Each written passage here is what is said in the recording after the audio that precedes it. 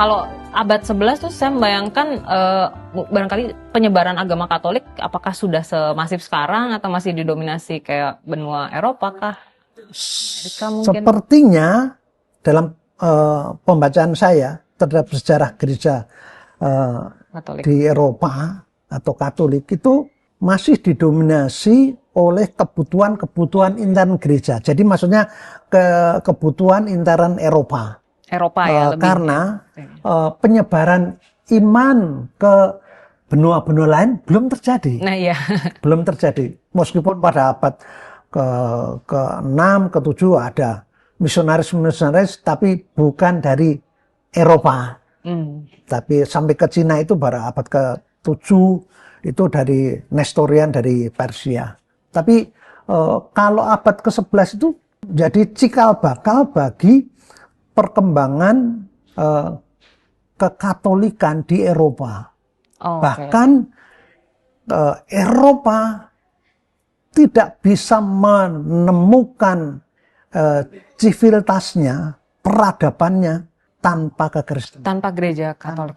Dinyatakan bahwa kekristenan itu menjadi ciri utama Eropa. Ya.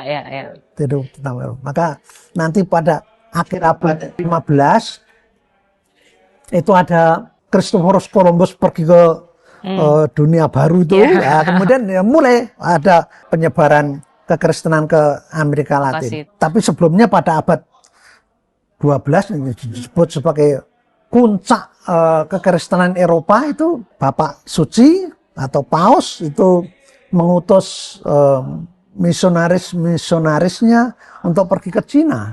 Jadi kekristenan atau kekatolikan di Eropa menjadi sangat nyata dan tidak bisa dipisahkan dari seluruh gerak politik, ekonomi, kebudayaan Eropa.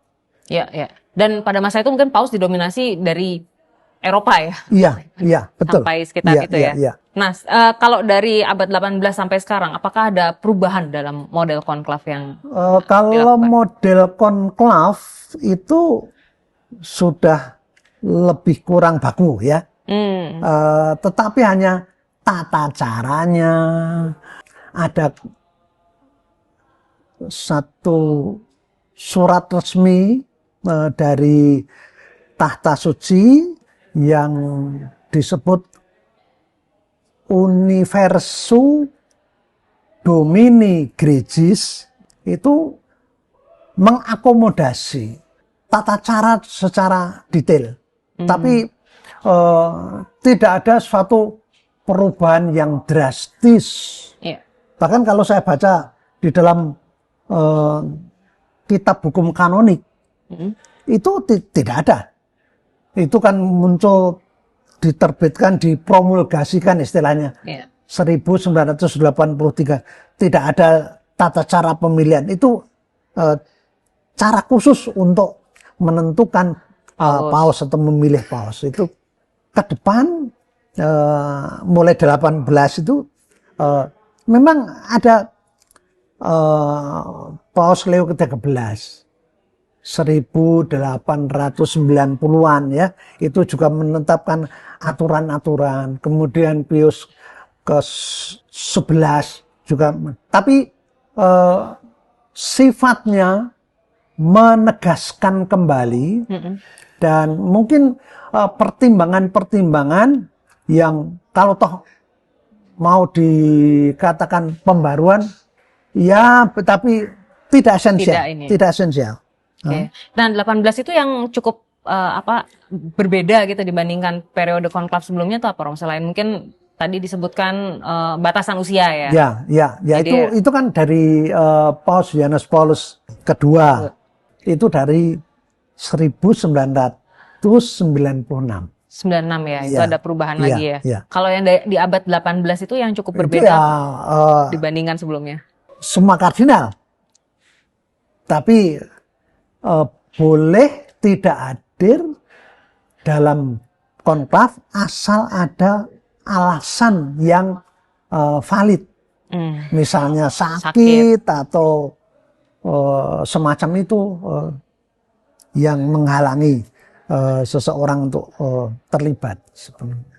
Nah, kalau dibandingkan pada sebelum ada munculnya konklav itu pada abad keempat itu kan ada awam yang tidak sepenuhnya punya jabatan di dalam gereja, ikut pemilihan. Tapi dalam pengalamannya ada manipulasi, bisa di setir karena ini suaranya dibeli gitu ya, Rom. Karena memang pemilihan itu seringkali dikatakan peranan politik main. Oh, pada masa itu. Ya, pada masa itu. Jadi titipan gitu ya. Kenapa, Ro? Kalau masa itu mungkin karena gereja Katolik masih berperan gitu ya di dalam konstelasi kehidupan. Ya, karena orang-orang yang dipilih untuk terlibat sebagai pemuka masyarakat itu terbatas, maka hanya terbatas. Jadi kalau abad pertengahan misalnya, konkurensi atau persaingan antar keluarga itu main peranan. Dua keluarga yang paling dominan di dalam tahta Roma, di dalam keluarga bangsawan di Roma, itu yang memasok munculnya paus. Bisa menentukan. Ya, bisa menentukan. Bahkan ada kasus yang sangat membuat onar. Misalnya dari keluarga A sudah menjadi paus, kemudian dia meninggal, keluarga B itu menjadi saingan dari keluarga itu, dan kemudian terpilih sampai membatalkan keputusan-keputusan yang dilakukan oleh yang paus sebelumnya, yang meninggal itu. Itu yang disebut synodus ad cadaver. Jadi paus yang sudah dikuburkan itu istilahnya diadili, dinyatakan apa yang tidak berlaku ya keputusannya. Sudah diambil tidak berlaku. Nah itu kan seperti zaman sekarang. Nanti bisa begitu kalau tidak dibatasi ya. Maka itu kemungkinan pada abad-abad berikutnya. Maka itu dibatasi. Saya kira menjadi kekayaan yang sangat berarti bagi gereja. Proses yang terus-menerus menyempurnakan diri sampai kepada hal yang detail itu betapa pentingnya, dan konsistensi dalam melakukan pembaruan itu. Jadi orang mengatakan gereja terlalu terpaku pada aturan-aturan segala macam. Tapi kalau melihat kenyataannya, ini bukan soal pilkada atau ini menyangkut kesejahteraan dalam arti holistik. Masyarakat dunia sangat besar pengaruhnya.